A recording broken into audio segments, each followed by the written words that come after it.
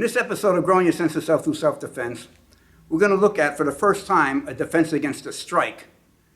The strike we're going to use is a roundhouse kick. It's probably the most commonly used in karate and taekwondo. And we're going to look at a defense against that. Now, a reason I haven't focused on strikes is because the primary purpose of this program is to grow in your sense of self. So when we're doing the self-defense techniques, you want to be engaged in a more extended period when you're physically engaged. So like arm locks and grabs and that. A strike is such a quick thing, you're not really engaged physically so much. Now, sometimes after the defense can be a little bit more engaged, and you'll see a little bit of that in this. But the strikes are important to be able to defend against. So for the purposes of the self-defense learning, not the primary purpose, the secondary purpose, we are going to do some strikes, and this is going to be the first one. It's going to be a roundhouse kick, and we're here at Flying Tiger, and my partner is a special guest because she's a third-degree black belt in taekwondo. She's an outstanding kicker, and that's what we're going to see her be doing here. So, Miss Madeline. Balcony, yes, we'll bump heads. Doesn't do so much hapkido, mostly taekwondo. So she's going to demonstrate a roundhouse kick, first kicking a target, and we'll see how that works. Right. So watch the power.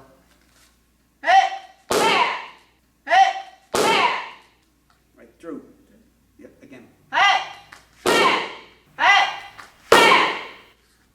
All right, now we're going to use, to sort of demonstrate the power, one of these boards, these 1-inch boards that we've seen broken before, Miss Madeline's going to kick. So it's a little dangerous because the top of your foot doesn't have a lot of meat on it. It's mostly these smaller bones. So she's got to really go through it to make the board break. I can't help with a 1-inch board. I can't do too much bending of it. So make sure we're in a good spot to see.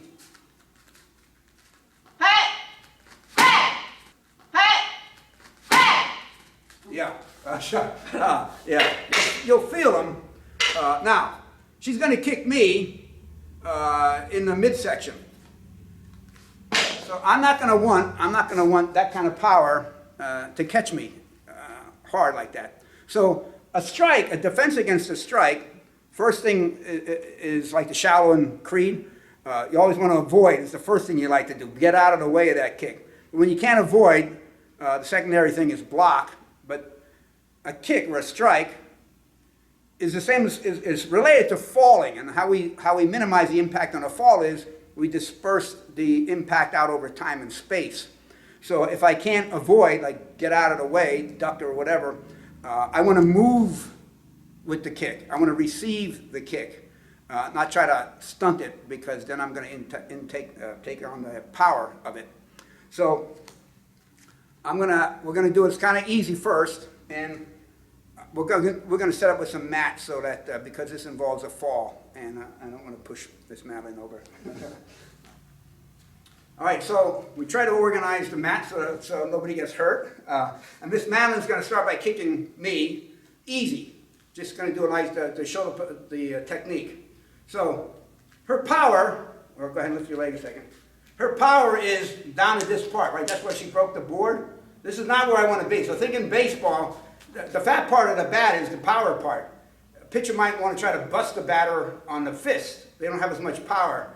So really my goal would be to get inside the knee. If I hold the board here and try to break that board, she ain't going to break that board with her upper part of her leg, right? There's just not so much power there. It doesn't have that much momentum. It's down here that the momentum is.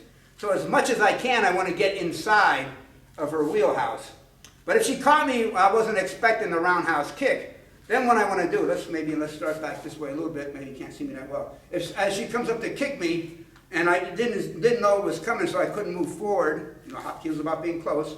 She goes to kick me, and so what I'm going to do is go with the kick as she kicks me. So I'm receiving it, just like we receive the ground when we're doing a fall.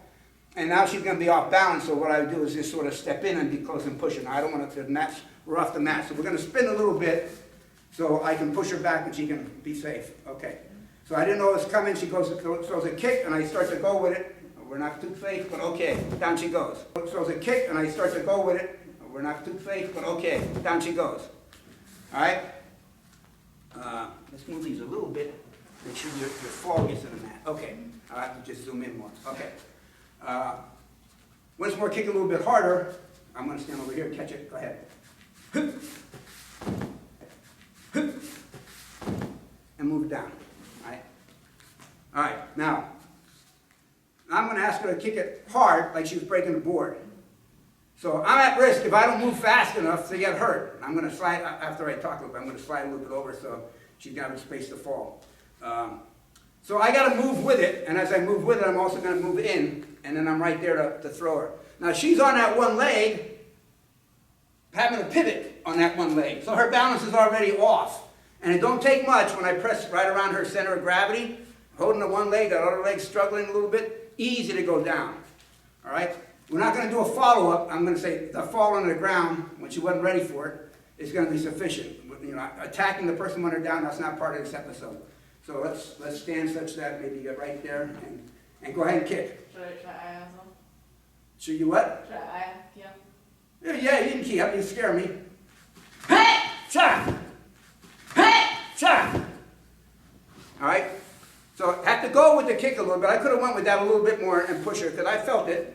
But that's the technique. Now, before she does it on me, I want to put some ice cream on the top, and then a cherry on top of the ice cream. So, stand, let's see, face me a second, and just let your hand hang, and right where the middle finger goes, if both you're standing balanced, there's a pressure point right here. It's called gallbladder 31. And go ahead, right where your finger kind of hangs, take your own knuckle and just like sort of poke yourself, like hit yourself there. You feeling it? No. Yeah, that's right. Yeah, right, okay. There's a pressure point there. It responds to a strike. There's a second pressure point. So when I'm holding her leg, that's right there for me. And my elbow's right there. And this is a nice, sharp thing to hit. There's a second pressure point we're going to deal with on the bottom of her, middle of her thigh. And inside, about halfway up, right about in here, it's another strike point. This is spleen 11. Recommend you don't really hit it for real, because I'm going to put a video on here. George Dillman knocks a guy out by striking that spot. Right? People can get sick if you hit that spot. So I'll show you how you would hit it, but don't do it. You don't even do it with your partner, other than just to tap it light. Probably if you rub it, you could feel on the inside. Just go ahead and rub your. Okay, maybe I'll do it. Yeah. Right. Okay. Yeah. Right. That's the response you get when you hit a pressure point.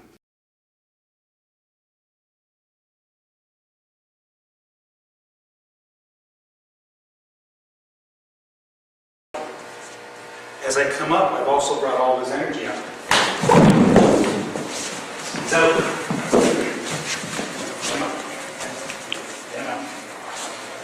So, when she kicks her leg, we're just going to do it from here because I'm not going to throw you. When she kicks her leg and I'm going to catch it and go with it, boom, I'm trying to come inside. Now I'm going to move over here so you see. So, that pressure point, we couldn't put a mark on there. I forgot to put a mark on there. Was right here when she had her hand hanging down. So that's a good spot for the elbow. The inside pressure point is right here. So the technique would be, if you're serious, before I do the push, is to do this. Both of those together, pop, pop, and in throw. Right? We're not going to do that part. Just showing that part. Real life situation, that would be more potent. So you can practice and see the timing's good or your positioning good, because now you're on one foot, so your balance ain't so good. But you'd catch, you'd pop, and then you'd step and throw. All right? So now she's going to throw me. Let's go the same way I was tossing you. And just check it the first time. Catch the leg. You can do that. See where you would hit with an elbow and where you would kick with a knee. You know, you're going to pinch them together, pincher movement. And then just lean in and throw me back. So I guess we'll move a little bit this way. Okay? So I kick. Yep, go ahead. Knee, yep, yes. And just lean in and push. Yes. Just like that. Okay. Now I'm not going to kick it harder. I'm going to slow it down when it gets close. But catch it and sort of go with it a little bit. Let it move you, and then move inside. How it feels about being close, okay? So maybe come over here a little bit so you have some room to move. Right? Hit!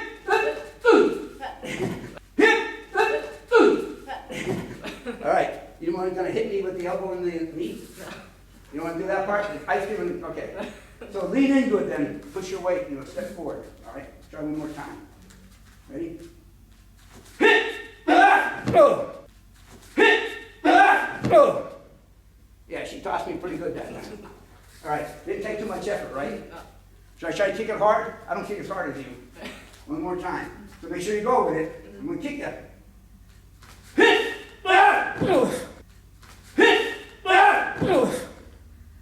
All right. She's tough. All right, this Miss Madeline, thank you, is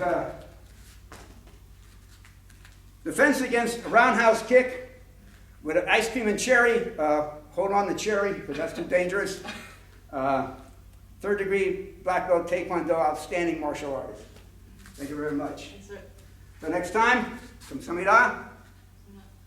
Toodles.